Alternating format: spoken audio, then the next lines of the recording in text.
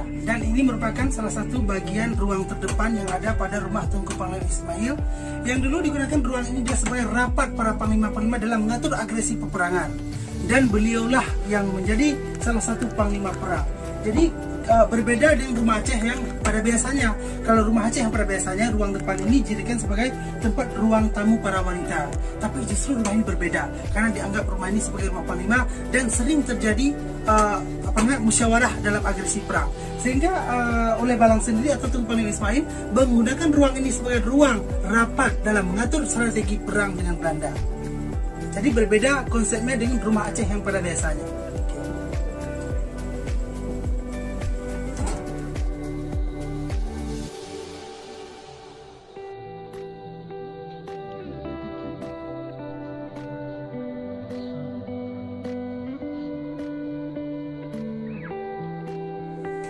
Oke, dan kita berada sekarang di ruang inti yang mana ini rambat atau ruang Tunku Panglima atau Raja. Nah, tempat tidur ini adalah salah satu tempat tidur yang pernah digunakan oleh Tunku Panglima Ismail atau Raja. Dan di depan ini juga kita lihat dengan idang melapih dalam istilah Aceh. Melapih itu berlapis-lapis, beraneka masakan yang akan dihidang kepada Raja. Jadi ini merupakan idang melapih yang sempat dihidang di depan Raja. Dan juga dilengkapi dengan benda-benda cagar budaya yang lain sebagai pelengkap dari Museum Kota Langsa. Sebetulnya ini historik ini, jadi ini belum sempurna.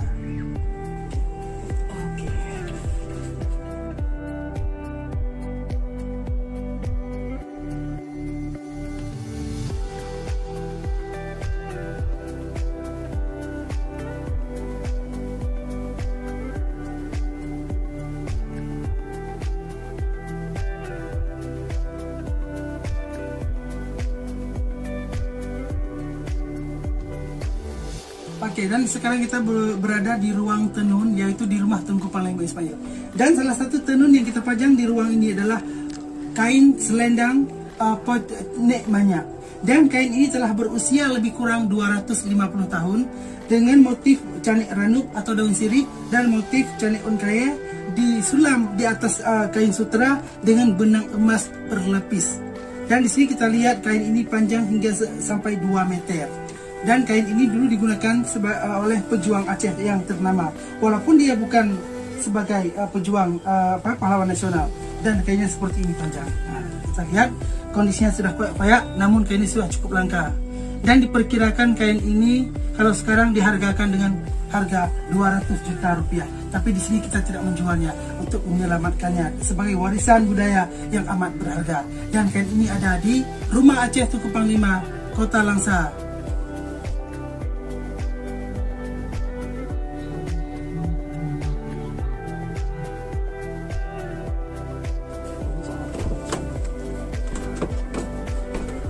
Nah, di sini kita ada satu ruang khusus yang kita tata adalah ruang historika, yang mana di sini akan kita ceritakan tentang senjata-senjata peperangan Aceh. Yuk kita lihat.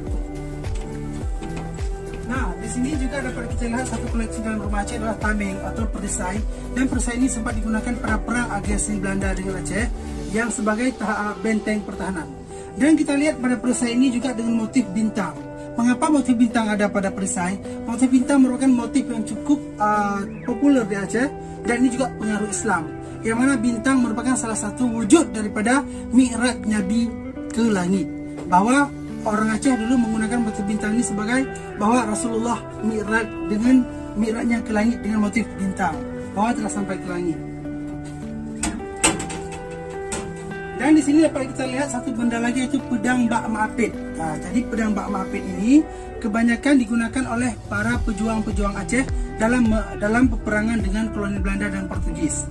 Dan pedang Bak Maapit ini kita lihat dengan motif perak dan dililit seperti anyaman tikar. Dan di sini ada namanya apit bak. Dia apit bak ini seperti motif bungung jumpa. Setiap prajurit Aceh atau panglima memegang pedang ini, otomatis mereka banyak mendapat kemenangan. Mengapa kita bilang menang? Karena setiap apit bak ketika dihempus kepada pedang musuh, tentu saja apit bak ini akan memasuki pedang-pedang musuh sehingga mampu dipatahkan pedang musuh. Sehingga dengan pedang ini banyak pejuang-pejuang Aceh yang meraih kemenangan. Dan pedang ini digunakan sampai agresi perang Belanda dalam merebut kemerdekaan Republik Indonesia. Nah, di sini dapat kita lihat juga ada satu lagi benda benda historika, yaitu pedang tumpang jingki. Nah, pedang ini juga untuk mematahkan pedang musuh, yang mana ketika musuh menghantam kita sebagai ini dapat ditahan dengan gagangnya yang terbuka dua ini sebagai pematah pedang musuh. Jadi dia ada fungsi, bukan hanya bentuk dan filosofinya, tetapi setiap bentuk pedang Aceh itu memiliki fungsi tersendiri. Oke, ini dia. Dan di sebelah sini dapat kita lihat yaitu manuskrip kuno atau Al-Quran yang telah berusia ratusan tahun lamanya, yang ditulis dengan tangan. Dan ini merupakan salah satu Al-Quran yang ditulis oleh ulama-ulama Aceh. Coba lihat, dan ini merupakan hasil karya dan tulisan tangan. Dan diperkirakan kertas ini telah mencapai usia 400 hingga 500 tahun lamanya.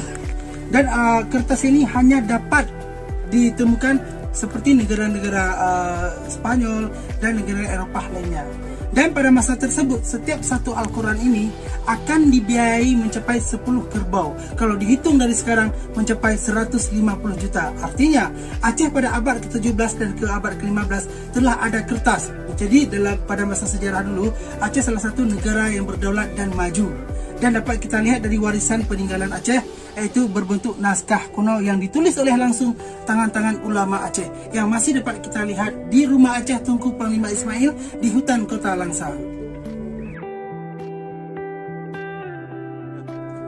Oke, dan di sini dapat kita lihat ada satu bagian lagi dalam rumah Tunku Panglima Ismail, yaitu pedang warisan dari Jepang dan kolonial Belanda. Mengapa pedang Jepang dan kolonial Belanda ada di rumah Aceh? Ini merupakan hasil rampasan oleh prajurit-prajurit Aceh ketika melawan tentara Jepang pada agresi Jepang. Akhirnya prajurit Aceh mampu merebut pedang-pedang Jepang dan dibawa lari oleh prajurit Aceh. Sehingga hasil daripada rampasan tersebut sudah kita pajang di rumah Aceh Tunku Panglima Ismail. Dan di sini dapat kita lihat juga yaitu berbentuk senjata dan pedang marsose.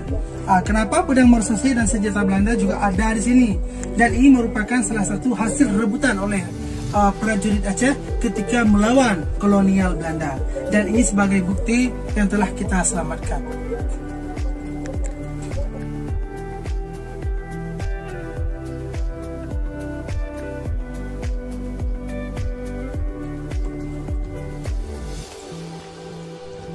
Oke, dan kita sekarang berada di ruang masak atau kalau istilah orang dapur Aceh.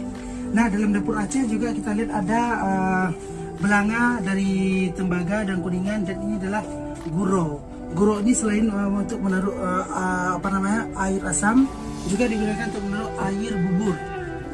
Ini khusus untuk anak-anak. Dan sebelah sini dapat kita lihat juga ada beraneka macam alat masak. Nah, salah satu yang alat masak di Aceh yang paling terkenal dan ini sangat unik, namanya kanot gentut. Nah, ini apakah mitos atau fakta kita nggak tahu. Menurut orang Aceh terdahulu, kalau kanot gentut ini sedikit aja dimasak, nasinya tidak habis-habis. Ini mungkin mitos atau fakta, ini nggak ilmiah ya. Jadi ini istilah kanot gentut. Nah, ini juga disebut dengan kanot gentut. Kanot gentut itu seperti namanya, dia tidak habis. Kalau istilah kalau ulu cendramani bilang, ini namanya kanot gentut. Jadi bagi orang yang kepercayaan pada masa zaman dulu, ada bubur sedikit dimasak, ini cukup untuk anaknya semua. Nah, disebut dengan kanot gentut. Ini unik ya. Ini nggak ilmiah. Nah, di sini dapat kita lihat ada idang yang cukup panjang. Kenapa idang ini cukup begitu banyak piring-piring yang kita idangkan? Namanya idang melapih untuk preh jami. Orang Aceh sangat suka dalam memuliakan tamu. Setiap tamu yang datang tentu saja akan dikasih makan. Kalau belum dikasih makan, tidak boleh pulang. Itu orang Aceh. Makanya munculnya satu budaya yang namanya idang melapih panjang. Artinya panjang. Dia banyak menu bermacam makanan akan disediakan di sini untuk menghormati dan memuliakan tamu. Makanya muncul idang melapih panjang. Nah, ini dia.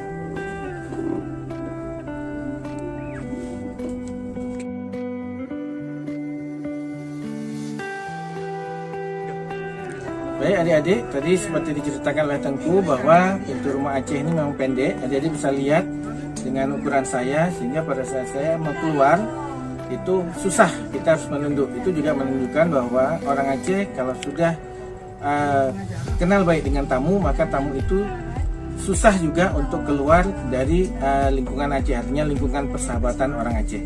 Itu.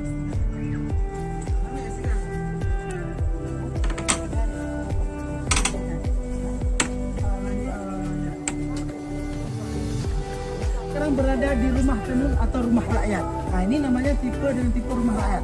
Kalau yang pertama tadi kita rumah ulama, yang kedua adalah balai rapat, habis itu kurung pade dan rumah raja atau rumah oleh balang. Sekarang kita beralih ke rumah rakyat atau rumah tenun. Jadi tipe-tipe semua itu sudah ada unsur status, tapi di Aceh tidak ada status sosial yang berbeda. Cuma kebetulan aja ini rumah rakyat 3 ruang. Nah, rumah ini merupakan salah satu rumah rakyat yang di dalamnya ada penghasilan tenun. Banyak kerajinan tangan yang terdapat pada rumah ini. Jadi kita akan melihat di dalam nanti akan ada hasil tenun, hasil karya rumah ini. Dan di depan rumah Aceh tentu saja kita lihat ada namanya pohon delima. Dan pohon ini mengapa di rumah Aceh ditanam? Karena pohon ini sempat disebut di dalam Al-Quran beberapa kali tentang dan pohon ini menjadi salah satu sumber obat-obatan. Hampir di setiap rumah-rumah orang Aceh semua ada pohon delima di depan rumah Aceh.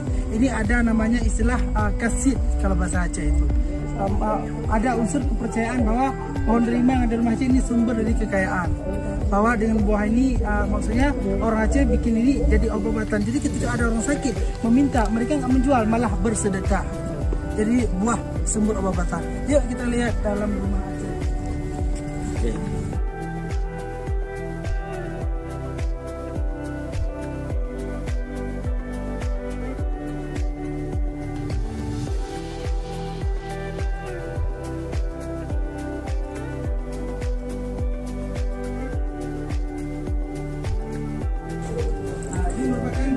Rakyat atau rumah tenun, dan dalam rumah ini ada kita ini beberapa koleksi seperti tempat tidur dan kain-kain. Jadi tipe rumah ini memang berbeda dari rumah oleh balang atau rumah raja. Dia memiliki 3 ruang.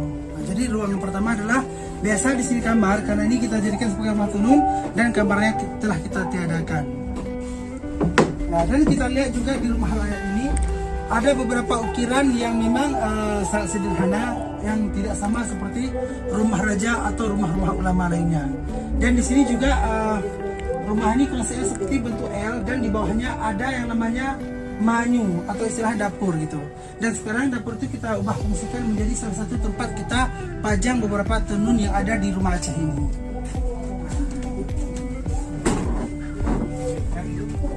Di sini dapat kita lihat ada beberapa tenun kuno dan usia telah ratusan tahun tenun, walaupun sudah kusam, namun tenun ini masih original bawaan dari warisan rumah ini. Dapat kita lihat dengan berbagai macam motif tikadu atau tikar tempat duduk. Kita lihat. Kenapa Pak Anda aja? Nah, dan ini baru kita desain, baru-baru aja ini. Dan ini dapat kita lihat ada beberapa tenun Aceh yang cukup lama sudah usianya. Nah, juga seperti kita lihat payung pengantin lama ini. Dan payung ini telah berusia ratusan tahun. Ini dulu digunakan sebagai payung untuk mengantar lintu atau pengantin baru. Walaupun corak sudah kusam, ini punya lama. Dan dihiasi dengan bunga-bunga rumbe-rumbe peri-peri atau bohru. Oke, dan di sini dapat kita lihat koleksi yang berikutnya adalah ija tutu atau kain tutu. Ini biasa digunakan di tempat duduk atau tempat menginjak oleh pengantin baru. Dan tenun ini telah berusia ratusan tahun. Nah, di sini ada satu lagi tempat tidur pengantin baru. Nah, di sini ada tempat tidur pengantin baru yang merupakan warisan daripada rumah ini yang telah berusia ratusan tahun. Nah, di sini dapat kita lihat ada lagi ya. Ini cukup ini namanya ija krong atau kain sarung, dan motifnya hampir seperti gajah duduk wadimor ya. Padahal kain ini telah berusia 170 tahun ini. Ini peninggalan daripada Nek Manyak dan disulam di atas benang sutera. Ini bukan sulam, ini kain tenun ini. Tapi sangat halus tenun dengan sutera. Berarti motif yang sekarang wadimor ternyata lebih duluan nenek moyang kita buat pembuatannya. Buktinya ini masih ada original. Dan di sini dapat kita lihat dengan sarung-sarung yang lainnya, seperti ada kain songket yang telah berusia ratusan tahun. Dan ini juga batik, kain batik yang dibatik di atas kain sutera. Dan ini berusia juga sudah ratusan tahun dengan kehalusan dan bunga yang masih sangat original. Dan di sini ada juga yang namanya kain selendang sutera, dan ini sebagai penghias daripada hijab di luar biasa dipakai oleh orang-orang orang tua nih. karena dia sangat tipis dan bisa menembus.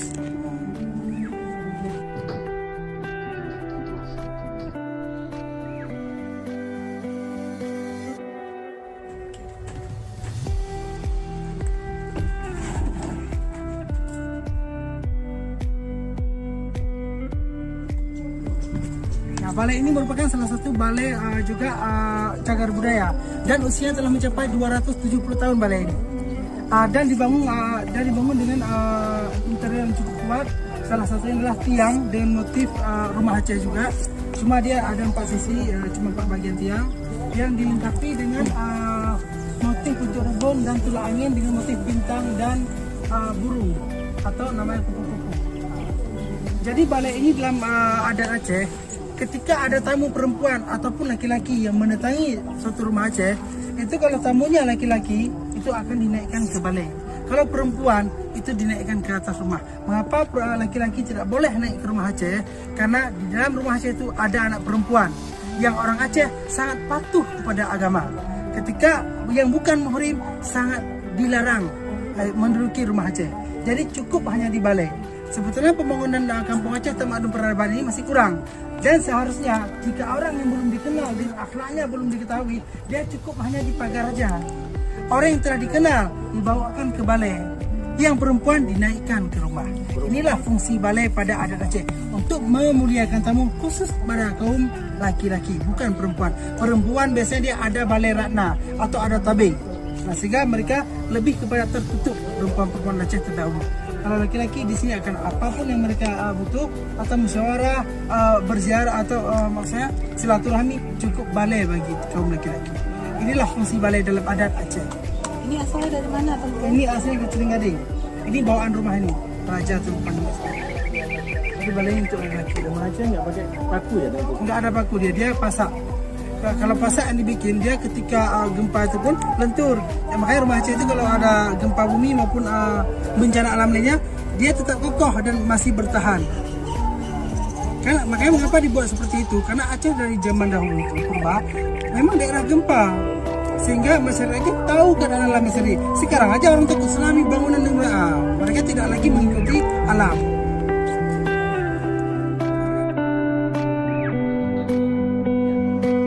Oke, demikian teman-teman perjalanan kita hari ini menjelajah Rumah Aceh. Tadi teman-teman sudah melihat berbagai ragam jenis Rumah Aceh, juga ada tempat lumbung padi. Ya, kita sangat mengapresiasi bantuan dari Tengku Nuriman selaku penggiat sejarah budaya Aceh. Demikian hari ini, kita akan ketemu lagi di video pembelajaran berikutnya. Saya Muhammad Fuad bersama dan Tengku Nuriman. Terima kasih. Assalamualaikum warahmatullahi wabarakatuh. Salam sehat untuk kita semua.